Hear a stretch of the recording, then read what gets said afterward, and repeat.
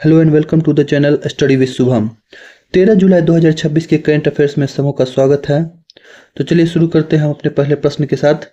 आज का पहला प्रश्न है, वर्ल्ड इन्वेस्टमेंट रिपोर्ट 2026 के अनुसार 2025 में प्रत्यक्ष विदेशी निवेश प्राप्त करने के मामले में भारत का वैश्विक स्थान क्या रहा है? एफडीआई के मामले में, एफडीआई निवेश प्राप्त करने के मामले में भारत का वैश्विक स्थान 11वां रहा है। 11वां रहा है। यह रिपोर्ट यूएनसीटीएडी अनक्टाड द्वारा जारी किया जाता है। वहीं एफडीआई आउटफ्लो, विदेशों में निवेश के मामले में भारत 18वें स्थान पर रहा। भारत 18वें स्थान पर रहा जो विदेशों में निवेश करने की बात है। तो एफडीआई होता क्या है? एफडीआई फॉरेन डायरेक्ट इन्वेस्टमेंट, यह वो निवेश है जिसमें कोई विदेशी कंपनी या व्यक्ति किसी दूसरे देश के व्यवसाय, उद्योग या परियोजना में दीर्घकालिक निवेश करता है और उसके प्रबंधन या स्वामित्व में भी भागीदारी रखता है, वही एफडीआई कहलाता है। अंकटाड की बात करें तो इसकी स्थापना 1964 ईस्वी में होती है। अंकटाड की, इसका मुख्यालय जेनेवा स्विट्जरलैंड में है। इसके वर्तमान महासचिव रेबेका ग्रिन्सपेन है। रेबेका ग्रिन्सपेन जो कि कोस्टारिका की है। कोस्टारिका की। हमारा अगला प्रश्न है, ग्लोबल लिवेबिलिटी इंडेक्स 2026 में विश्व का सबसे रहने योग्य शहर कौन सा घोषित किया गया? ग्लोबल लिवेबिलिटी इंडेक्स, विश्व का सबसे रहने योग्य शहर है डेनमार्क का कोपेनहेगन। कोपेनहेगन जो है वह सबसे अच्छा रहने योग्य शहर है। यह ईआईयू द्वारा इकोनॉमिस्ट इंटेलिजेंस यूनिट ईआईयू द्वारा जारी किया जाता है रिपोर्ट। सबसे अच्छा रहने योग्य शहर कोपेनहेगन, वहीं सबसे निचले स्थान पर जो शहर रही वह दमिश्क, सीरिया की राजधानी दमिश्क रही है। इसमें दुनिया के 173 शहरों का मूल्यांकन किया गया है इस इंडेक्स में। यह शहर स्वास्थ्य सेवा, शिक्षा, आधारभूत संरचना, पर्यावरण, स्थिरता और संस्कृति जैसे मानकों पर उत्कृष्ट प्रदर्शन के कारण शीर्ष स्थान पर रहा है। वहीं सीरिया की राजधानी दमिश्क जो है वह लगातार संघर्ष, सुरक्षा चुनौती और कमजोर बुनियादी सुविधाओं के कारण सूची में सबसे अंतिम स्थान पर रहा सीरिया की राजधानी दमिश्क। इसमें भारतीय शहरों की रैंकिंग देखें तो नई दिल्ली का रैंकिंग 120वां स्थान था, मुंबई का रैंकिंग 121वां, चेन्नई 123वें स्थान पर, बेंगलुरु 127वें स्थान पर। टोटल 173 सिटी को इसमें देखा गया है। ईआईयू की बात करें तो इसकी स्थापना 1946 में हुई। लंदन यूके इसका हेडक्वार्टर है। लंदन में इसका हेडक्वार्टर है। इसकी मूल संस्था द इकोनॉमिस्ट ग्रुप है। द इकोनॉमिस्ट ग्रुप है। ग्लोबल लिवेबिलिटी इंडेक्स ईआईयू जारी करती है प्रतिवर्ष। इसमें 173 शहरों को देखा गया। हमारा अगला प्रश्न है, प्रतिवर्ष वैश्विक ऊर्जा स्वतंत्रता दिवस, ग्लोबल एनर्जी इंडिपेंडेंस डे कब मनाया जाता है? तो इसका सही उत्तर होगा 10 जुलाई को ग्लोबल एनर्जी इंडिपेंडेंस डे मनाया जाता है। इसका मुख्य उद्देश्य दुनिया को सीमित जो जीवाश्म ईंधन है जैसे कि कोयला, कच्चा तेल, प्राकृतिक गैस, ये सब जो है इस पर अत्यधिक निर्भरता से बाहर निकलकर स्वच्छ एवं नवीकरणीय ऊर्जा को बढ़ावा देना है। इसी के लिए वैश्विक ऊर्जा स्वतंत्रता दिवस मनाया जाता है। सरकार, उद्योग और आम नागरिकों को सौर ऊर्जा, पवन ऊर्जा, जल विद्युत, जैव ऊर्जा तथा भूतापीय ऊर्जा जैसे पर्यावरण अनुकूल स्रोतों को अपनाने के लिए यह प्रेरित करता है दिवस, वैश्विक ऊर्जा दिवस। ऊर्जा स्वतंत्रता का अर्थ केवल ऊर्जा उत्पादन बढ़ाना नहीं बल्कि ऊर्जा सुरक्षा, आयात पर निर्भरता में कमी लाना, पर्यावरण संरक्षण तथा जलवायु परिवर्तन से मुकाबला करना भी है। इंटरनेशनल सोलर अलायंस की बात करें तो इसकी स्थापना 2015 ईस्वी में, भारत और पेरिस के सहयोग से COP21 इसमें हुई। COP21 के दौरान इसकी प्रस्ताव रखा गया इंडियन सोलर अलायंस का, इंटरनेशनल सोलर अलायंस का, जिसका मुख्यालय गुरुग्राम हरियाणा में है। इसके संस्थापक देश भारत और फ्रांस को माना जाता है। इसके महानिदेशक आशीष खन्ना है। महानिदेशक अभी आशीष खन्ना है। Time outs world happiest city 2026 में भारत का कौन सा शहर दुनिया का छठा सबसे खुशहाल शहर घोषित किया गया? Time out world happiest city में तो दुनिया का छठा सबसे खुशहाल शहर जयपुर, भारत का सबसे खुशहाल शहर जयपुर को घोषित किया गया। यह वर्ल्ड हैप्पीएस्ट सिटी रैंकिंग में दिया गया। यह टाइम आउट द्वारा जारी किया गया रिपोर्ट है। टाइम आउट कंपनी द्वारा जारी किया गया रिपोर्ट है। टॉप 10 में शामिल होने वाला एकमात्र भारतीय शहर जयपुर रहा जो विश्व में छठा स्थान रखता है।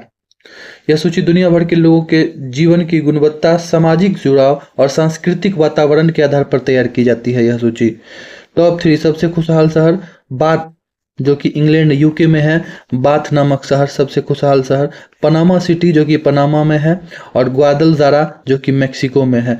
टॉप 3 सिटीज हैं सबसे खुशहाल शहर, बाथ, पनामा सिटी, ग्वादलजारा। इस रैंकिंग में सामुदायिक जीवन, संस्कृति, पार्क एवं green space, food, art, night life, रात्रिकालीन जीवन जैसे मानकों का मूल्यांकन किया गया है। इससे पहले world's best cities for art and culture के लिए world's best cities for art and culture में भी जयपुर को 18वां स्थान प्राप्त हुआ था। के सबसे खुशहाल शहर में 6ठा स्थान प्राप्त हुआ है जयपुर को। टाइम आउट की बात करें तो यह 1968 में बना, जिसका मुख्यालय लंदन में है। टाइम आउट का पनामा की राजधानी पनामा सिटी है। मुद्रा बालबोआ है। मेक्सिको सिटी में पीसो, मेक्सिको सिटी पीसो। यहाँ की राष्ट्रपति क्लाउडिया सीनबाम है, क्लाउडिया सीनबाम। अगला प्रश्न है, पीएम सूर्य घर मुफ्त बिजली योजना के लिए वर्ल्ड बैंक ने कितनी वित्तीय सहायता को मंजूरी दी है? पीएम सूर्य घर मुफ्त बिजली योजना के लिए 890 मिलियन अमेरिकी डॉलर देने की घोषणा की है वर्ल्ड बैंक ने। 890 मिलियन अमेरिकी डॉलर सूर्य घर मुफ्त बिजली योजना के लिए। इस सहायता का उद्देश्य भारत में रूफटॉप सोलर सिस्टम को बढ़ावा देना और स्वच्छ ऊर्जा के उपयोग को तेज करना है। स्वच्छ ऊर्जा के उपयोग को तेज करना है रूफटॉप सोलर सिस्टम से। इस योजना की शुरुआत पीएम सूर्य घर मुफ्त बिजली योजना की शुरुआत 2024 में की गई थी। पीएम सूर्य घर मुफ्त बिजली योजना। इस योजना का लक्ष्य 1 करोड़ घरों की छतों पर रूफटॉप सोलर सिस्टम स्थापित करना है। इससे परिवारों के बिजली बिल में कमी आएगी, स्वच्छ ऊर्जा का उपयोग बढ़ेगा तथा कार्बन उत्सर्जन कम करने में सहायता मिलेगी। इस योजना का क्रियान्वयन ministry of new and renewable energy, नवीन एवं नवीकरणीय ऊर्जा मंत्रालय द्वारा किया जा रहा है। यह 13 फरवरी 2024 ईस्वी को शुरू किया गया था नरेंद्र मोदी द्वारा। 1 करोड़ घरों पर रूफटॉप सोलर सिस्टम स्थापित करने का लक्ष्य रखा गया। हमारा अगला प्रश्न है, भारत द्वारा विकसित अस्त्र MK1 BB राम मिसाइल प्राप्त करने वाला पहला विदेशी देश कौन सा बना है? Astra MK1 BB Ram. तो इसका सही उत्तर होगा इंडोनेशिया। भारत और इंडोनेशिया के बीच हुए समझौते में इंडोनेशिया अस्त्र MK1 मिसाइल प्राप्त करने वाला पहला विदेशी देश बना। भारत और इंडोनेशिया के बीच अस्त्र MK1 मिसाइल की आपूर्ति को लेकर महत्वपूर्ण रक्षा समझौता हुआ है। भारत की रक्षा निर्यात नीति और आत्मनिर्भर भारत अभियान की दिशा में यह महत्वपूर्ण उपलब्धि है। अस्त्र MK1 एक beyond visual range air to air missile है। BV राम beyond visual range air to air missile. Beyond visual range air to air missile यह एक ऐसी हवा से हवा में मार करने वाली मिसाइल है जो दृश्य सीमा से बाहर स्थित लक्ष्य को भी नष्ट कर सकती है। दृश्य सीमा से बाहर लक्ष्य को भी नष्ट करेगी। अस्त्र MK1 की बात करें तो इसे DRDO ने विकास किया है। इसकी निर्माता कंपनी भारत डायनामिक्स लिमिटेड है। BDL है, निर्माता कंपनी भारत डायनामिक्स लिमिटेड है। इसका विकास DRDO ने किया। मारक क्षमता 80 से 110 किलोमीटर की है। अधिकतम गति मैक 4.5 है। मैक 4.5 ध्वनि की गति की 4.5 गुना। अधिकतम ऊंचाई 20 किलोमीटर तक। इसका लॉन्च प्लेटफॉर्म जो है वो सुखोई 30 MK तेजस से लॉन्च प्लेटफॉर्म इसे लॉन्च किया जाएगा।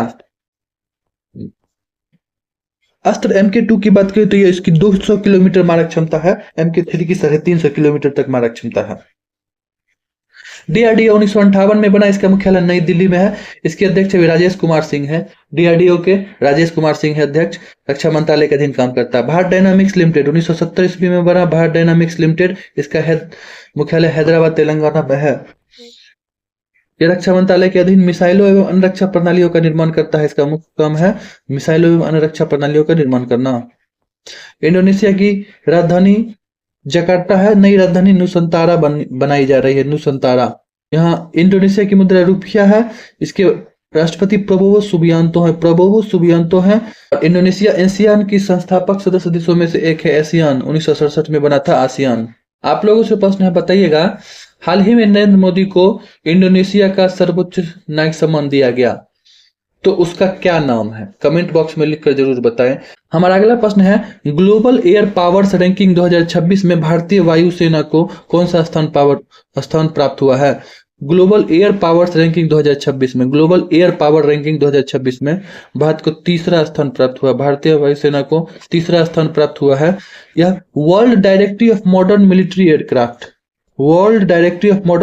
एयरक्राफ्ट द्वारा जारी ग्लोबल एयर पावर रैंकिंग जारी की गई। इसमें भारतीय वायुसेना को विश्व की तीसरी सबसे शक्तिशाली वायुसेना का स्थान दिया गया है। यह किसी देश के पास मौजूद विमानों की संख्या के आधार पर ही नहीं बल्कि उसकी युद्ध क्षमता, आधुनिक तकनीक, पायलटों का प्रशिक्षण लॉजिस्टिक्स तथा युद्ध के लिए तत्परता जैसे महत्वपूर्ण मानकों के आधार पर तैयार की जाती है। Top 3 global air power ranking 2026 की बात करें तो इसमें टॉप पे यूएसए रहा, दूसरे पे रसिया और तीसरे पे भारत आया। भारतीय वायुसेना की फ्लीट डाटा देखें तो कुल एयरक्राफ्ट 1716, फाइटर जेट 1542 है, helicopter 498, transport aircraft 282, trainer aircraft 374। ये डाटा है। भारतीय वायुसेना की बात करें, यह 8 अक्टूबर 1932 ईस्वी को इसकी स्थापना हुई। नई दिल्ली हेडक्वार्टर है। इसका मोटो नभ स्पृश दीप्तम है, touch the sky with glory. वायुसेना दिवस 8 अक्टूबर को ही मनाया जाता है, उसी दिन इसकी स्थापना हुई थी। वर्तमान वायुसेना प्रमुख जो है वो अमरप्रीत सिंह है, air chief marshal Amarpreet Singh. World directory of modern military aircraft WDMMA, इसका मुख्य कार्य विश्व की वायुसेनाओं की क्षमता, बेड़े, तकनीक और युद्धक तैयारी की विश्लेषण और रैंकिंग प्रसारित करना है। World directory of modern military aircraft के यह combat capability, technology, training, logistics, preparedness, इन सबों के आधार पर मूल्यांकन करता है। हमारा अगला प्रश्न है, AISHE रिपोर्ट 2023-24 के अनुसार उच्च शिक्षा में सर्वाधिक ग्रॉस एनरोलमेंट रेशियो किस राज्य का है? उच्च शिक्षा में GER किस राज्य का है? AISHE रिपोर्ट 2023-24 के अनुसार, तो इसका सही उत्तर होगा तमिलनाडु। शिक्षा मंत्रालय द्वारा जारी किया गया all India survey on higher education, AISHE all India survey on higher education report 2023-24 जारी किया गया। इस रिपोर्ट के अनुसार तमिलनाडु ने 52.3% ग्रॉस एनरोलमेंट रेशियो के साथ देश में पहला स्थान प्राप्त किया है। 18 से 23 आयु वर्ग के आधे से अधिक युवा उच्च शिक्षा संस्थानों में नामांकित हैं। 18 से 23 वर्ष की आयु वाले। राष्ट्रीय GER 30% है। राष्ट्रीय GER की बात करें तो वह 30% रहा। रिपोर्ट में उच्च शिक्षा में महिला भागीदारी और साइंस, टेक्नोलॉजी, इंजीनियरिंग, मैथमेटिक्स शिक्षा में भी उल्लेखनीय वृद्धि दर्ज की गई है। प्रमुख आंकड़ों को देखें तो कुल उच्च शिक्षा में नामांकन 4.5 करोड़ हुआ, 4.5 करोड़। राष्ट्रीय GER लगभग 30% रहा। तमिलनाडु का 52.3% रहा, देश में सर्वाधिक है। फीमेल की बात करें, ग्रॉस एनरोलमेंट रेशियो 31.2% है। साइंस, टेक्नोलॉजी, इंजीनियरिंग, मैथमेटिक्स में विद्यार्थी 1.02 करोड़ से अधिक है। स्टेम में महिला का नामांकन लगभग 44%। इन क्षेत्र में साइंस, टेक्नोलॉजी, इंजीनियरिंग, मैथमेटिक्स में महिला का नामांकन 44% हुआ। हायर एजुकेशन GER के लिए आयु वर्ग जो है वो 18 से 23 वर्ष है। All India survey on higher education, इसकी शुरुआत 2010-11 ईस्वी में की गई थी शिक्षा मंत्रालय के द्वारा। यह भारत के सभी उच्च शिक्षा संस्थानों से नामांकन, शिक्षक अवसंरचना, परीक्षा परिणाम एवं अन्य आंकड़े एकत्र करना इसका उद्देश्य है। AISHE पोर्टल के माध्यम से ऑनलाइन किया जाता है डेटा संग्रह। AISHE पोर्टल के माध्यम से ग्रॉस एनरोलमेंट रेशियो क्या होता है? तो 18 से 23 आयु वर्ग की कुल जनसंख्या के अनुपात में उच्च शिक्षा में नामांकित छात्रों का प्रतिशत जो होता है वो निकाला जाता है ग्रॉस एनरोलमेंट रेशियो। 18 से 23 आयु वर्ग की कुल जनसंख्या के अनुपात में उच्च शिक्षा में नामांकित छात्रों का प्रतिशत। तमिलनाडु के मुख्यमंत्री C जोसेफ विजय हैं, वे टीवी के पार्टी के संस्थापक हैं। तमिलगा वेट्री कसगम। राजकीय पशु यहाँ का नीलगिरी ताहर है, वहीं राजकीय पक्षी एमराल्ड डव है, मरकत कपोत जिसे कहते हैं। हमारा अगला प्रश्न है, 8वें खेलो इंडिया यूथ गेम्स 2026 का आयोजन किस राज्य में किया जाएगा? खेलो इंडिया यूथ गेम्स, तो इसका सही उत्तर होगा तेलंगाना में किया जाएगा खेलो इंडिया यूथ गेम्स। केंद्रीय युवा मामले एवं खेल मंत्री डॉक्टर मनसुख लाल मंडाविया ने घोषणा की कि 8वें खेलो इंडिया यूथ गेम्स के आयोजन तेलंगाना में किया जाएगा। इस खेलो इंडिया कार्यक्रम का उद्देश्य देश भर में खेल संस्कृति को बढ़ावा देना है, युवाओं में खेल की प्रतिभा की पहचान करना है और उन्हें अंतर्राष्ट्रीय स्तर के लिए तैयार करना है। इस पहल के माध्यम से खिलाड़ियों को आधुनिक ट्रेनिंग, प्रतियोगिता, खेल अवसंरचना और वित्तीय सहायता प्रदान की जाती है। इस खेलो इंडिया यूथ गेम्स की शुरुआत 2018 ईस्वी में हुई थी। 2018 ईस्वी में नई दिल्ली से हुई थी और उस समय खेलो इंडिया स्कूल गेम्स के नाम से जाना जाता था, खेलो इंडिया यूथ गेम्स। अन्य खेलो इंडिया गेम्स की बात करें तो खेलो इंडिया यूथ गेम्स की बात करें तो ये 2018 से शुरुआत हुआ। खेलो इंडिया यूनिवर्सिटी गेम्स 2020 में शुरू हुआ। विंटर गेम्स 2020 में ही शुरू हुआ। खेलो इंडिया पैरा गेम्स भी शुरू हो गया 2023 में। खेलो इंडिया बीच गेम्स ये भी 2025 में शुरू हुआ, खेलो इंडिया बीच गेम्स। अब खेलो इंडिया ट्राइबल गेम्स ये 2026 में हमारा अगला प्रश्न है, भारतीय मूल के नासा एस्ट्रोनॉट अनिल मेनन जो कि भारतीय मूल के हैं, नासा के एस्ट्रोनॉट हैं, अपने पहले अंतरिक्ष मिशन के लिए किस अंतरिक्ष यान से इंटरनेशनल स्पेस स्टेशन जाएंगे, आईएसएस जाएंगे? Soyuz MS-29। भारतीय मूल के NASA astronaut doctor Anil Menon वे रूस की अंतरिक्ष एजेंसी रॉसकॉस्मोस के सोयूज MS-29 से अंतरिक्ष यान से कजाकिस्तान के बैकानूर कॉस्मोड्रोम से प्रक्षेपित होंगे। यह मिशन उन्हें इंटरनेशनल स्पेस स्टेशन तक ले जाएगा, जहां वे लगभग 8 महीने तक रहेंगे। 8 महीने तक रहेंगे अनिल मेनन। उनकी पृथ्वी पर वापसी अप्रैल 2027 में निर्धारित है। आईएसएस पर रहते हुए doctor Anil Menon microgravity, human health, artificial intelligence तथा सेमीकंडक्टर क्रिस्टल से जुड़े महत्वपूर्ण वैज्ञानिक प्रयोगों में भाग लेंगे। इनका चयन 2021 में नासा एस्ट्रोनॉट के रूप में हुआ था। वे पेशे से चिकित्सक हैं और नासा में चयन से पहले स्पेस एक्स में फ्लाइट सर्जन भी रह चुके हैं नासा में, स्पेस एक्स में। नासा की बात करें तो यह 29 जुलाई 1958 ईस्वी को बनी। इसका हेडक्वार्टर वाशिंगटन DC USA है। यह अंतरिक्ष अन्वेषण, वैज्ञानिक अनुसंधान और एरोनॉटिक्स का विकास करता है। रॉसकॉस्मोस, जो कि पूरा नाम Roscosmos state corporation for space activities, यह रूस में है। 2015 में यह बना। 2015 में स्टेट कॉर्पोरेशन के रूप में यह 2015 में बना। इसका मुख्यालय मॉस्को, रूस में है। इंटरनेशनल स्पेस स्टेशन प्रथम मॉड्यूल लॉन्च किया गया 1998 में। इंटरनेशनल स्पेस स्टेशन का मानव का निवास वहां प्रारंभ हुआ 2000 ईस्वी से। यह पृथ्वी से लगभग 400 किलोमीटर की ऊंचाई पर है। इंटरनेशनल स्पेस स्टेशन पृथ्वी की एक परिक्रमा लगाने में 90 मिनट लगाती है। पृथ्वी की एक परिक्रमा लगाने में। बैकानूर कॉस्मोड्रोम की बात करें तो यह कजाकिस्तान में है। यह विश्व का सबसे पुराना और सबसे बड़ा सक्रिय अंतरिक्ष प्रक्षेपण केंद्र है, कजाकिस्तान। यूरी गागरिन का ऐतिहासिक मिशन 1961 वाला यहीं से लॉन्च हुआ था, यूरी गागरिन का, बैकानूर कॉस्मोड्रोम से। हमारा अगला प्रश्न है, विश्व जनसंख्या दिवस प्रत्येक वर्ष कब मनाया जाता है? विश्व जनसंख्या दिवस, तो इसका सही उत्तर होगा 11 जुलाई को। 11 जुलाई को विश्व जनसंख्या दिवस मनाया जाता है। इस दिवस की प्रेरणा 11 जुलाई 1987 ईस्वी को मिली, जब विश्व की जनसंख्या 5 बिलियन पहुंच गई। इसके बाद संयुक्त राष्ट्र विकास कार्यक्रम UNDP की सिफारिश पर UN ने 1989 ईस्वी में विश्व जनसंख्या दिवस मनाने की घोषणा की। 1989 में विश्व जनसंख्या दिवस मनाने की घोषणा की। 2026 के विश्व जनसंख्या दिवस की थीम की बात करें तो इस बार का थीम है realising the hope and aspirations of young people today and for the future. Realising the hope and aspirations of young people today and for the future. विश्व जनसंख्या दिवस पहली बार मनाया गया 11 जुलाई 1990 ईस्वी को। इसकी घोषणा 89 में हुई थी, 90 में पहली बार मनाया गया। UNDP की बात करें, इसकी स्थापना 1965 ईस्वी में हुई। इसका मुख्यालय न्यूयॉर्क, अमेरिका है और अलेक्जेंडर डी क्रू, इसके प्रशासक अलेक्जेंडर डी क्रू हैं UNDP के।